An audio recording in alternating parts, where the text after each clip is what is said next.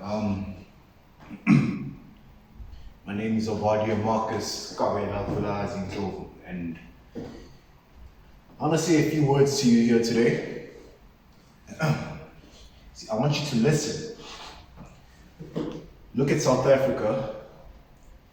I want you to really, really look at it. Not through politics, not through comments, but through reality, through reason, and through honesty. We have Zulus, we have Xhosas, we have Sotho, Tswana, Venda, we have colored communities, we have Indian communities in Durban, we have white South Africans in every corner of our country. We have Zimbabweans in construction, we have Mozambicans on farms, and we have Pakistans running shops.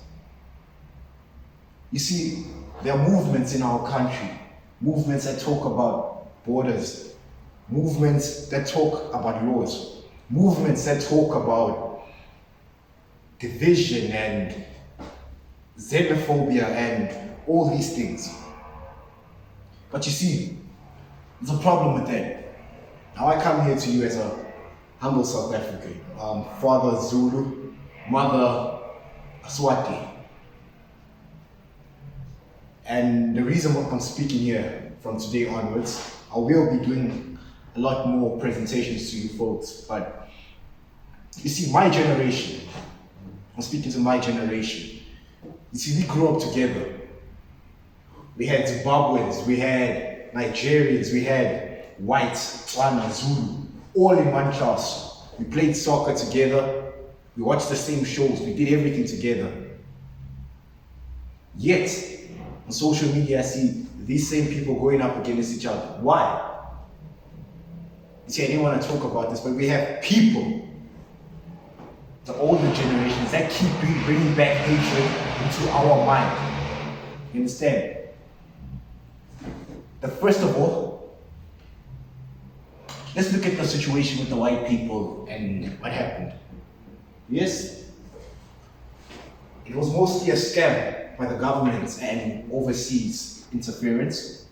There was no genocide, and I'm really firm on that. There was no genocide, but there was a problem.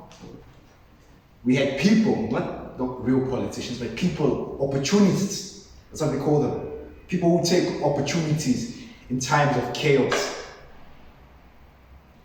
They tried to leverage the situation of the white people in order for them to gain political and financial gain. Now, they failed at that. Why? Because the truth of the matter is that the white people had resources and power to fight back, and they had allies, powerful allies, such as the US and the rest of the world backing them. So what did these people do, these opportunities? What did they do? They went for a smaller, easier target, which has been happening and happening. They went for their fellow brothers, the foreigners, the other black people. Why? Because these people stay in the same community as you. So you think you can harass them. Why? Because we failed with the white people. We failed with the white people. So what are we doing now? We're going to our fellow black people. You see, I'm not saying that the foreigners here are good. As a matter of fact, no one, no matter your race or your nationality, no one is 100% good. Now, these are some of the complaints that people talk about with foreigners and all of that. They say they sell drugs to our kids. Yes, Nigerians, 100%, they sell drugs. But where do those drugs come from? If you look properly and you do your research, you'll find out that these drugs do not come from Africa. They come from where? Mexico. The cartel is involved in Cape Town. Why don't we talk about that? But what do? We turn on our fellow people. And if you look closer to this, every single time there's people are waking and seeing the government as a problem, there's always something that comes to distract them. Whether it's the looting, whether it's xenophobia, whatever it is. What am I saying? What I'm basically saying in essence is that we have a problem. And this problem is not foreigners, but this problem is systemic. It's a disease and needs to be plucked out. We, as South Africans and Africans as a whole, I believe we're in a new type of apartheid. Now it's not black versus white. It's not about race. But this apartheid that is here with us today is the rich versus the poor. And we, as our generation, they keep leveraging us and telling us about the past, about how it is tough back then. Yes, 100%. We honor and we respect and we acknowledge the pain that happened during those times. But I'm speaking to my generation now, we cannot and we will not allow hatred and the pain of yesterday to be our chains for tomorrow. We grew up together, black, whites, Indians, coloreds, Hindu, Nigerian, we all grew up together. You see, there are movements in this country, such as Operation Dudula. What happened to it? It's quiet. Now there's a new operation, March on March. And all these, they keep coming, new names, same motives. If you look at these people, what were they doing before this, political stuff? What were they doing? They were poor, they were broke. Now this lady, I forgot her name because she's not that important.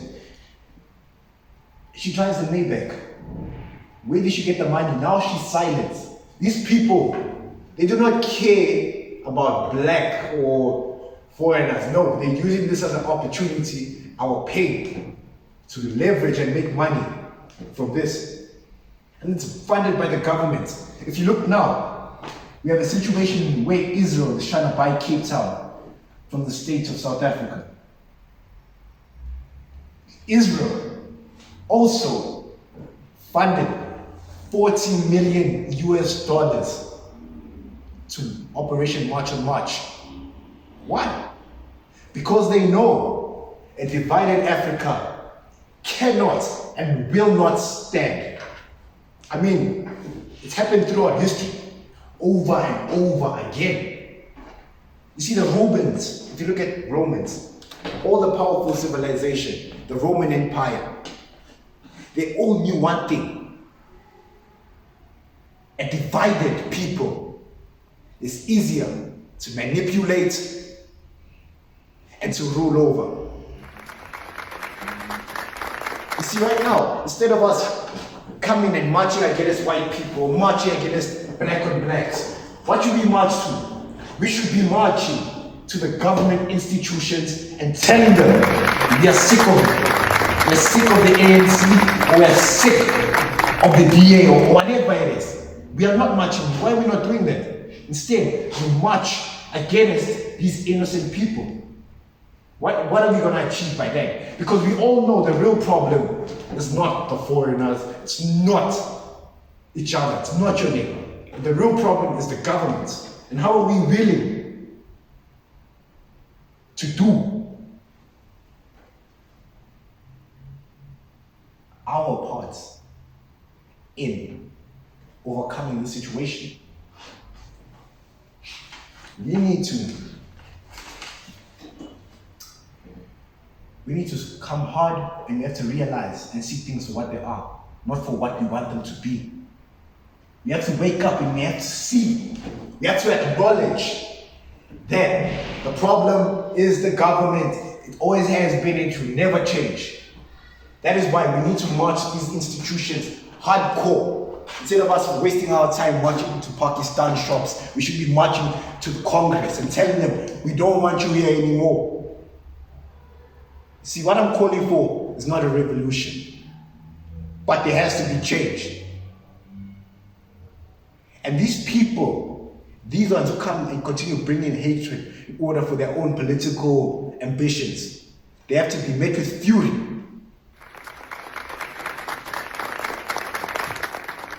Because me and you both know the real power in this world isn't magic, It's money.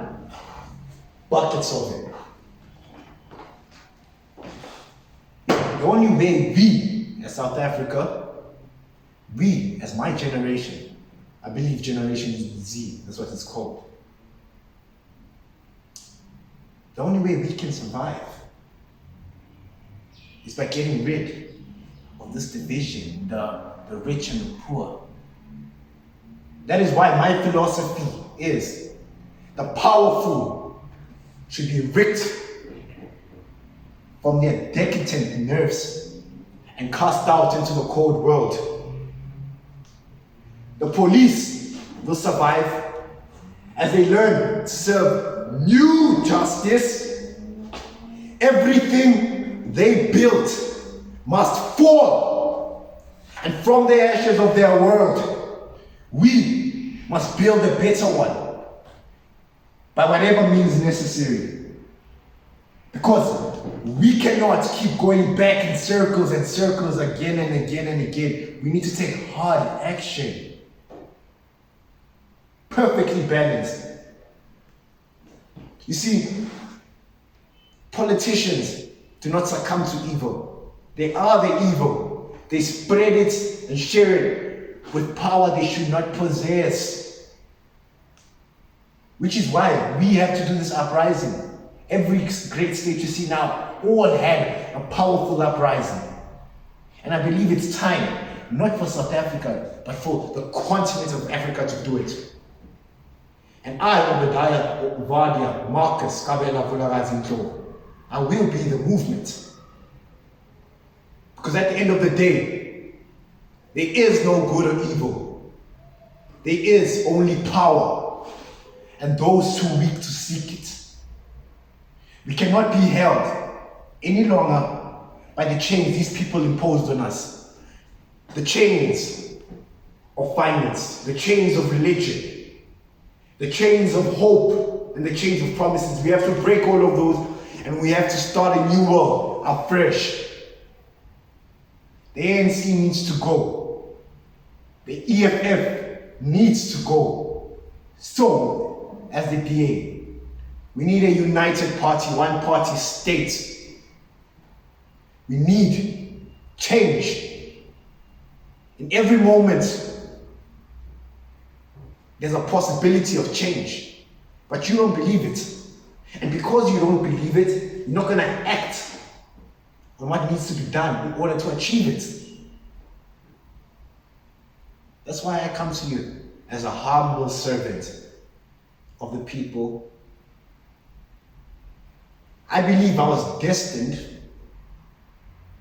to take a stance against this. And this is just the beginning, because there is so much to come. But I thank all of you here for your time. And yeah, this is the first of many, and may we continue to have faith and hope in our continent that the change will come. Thank you all.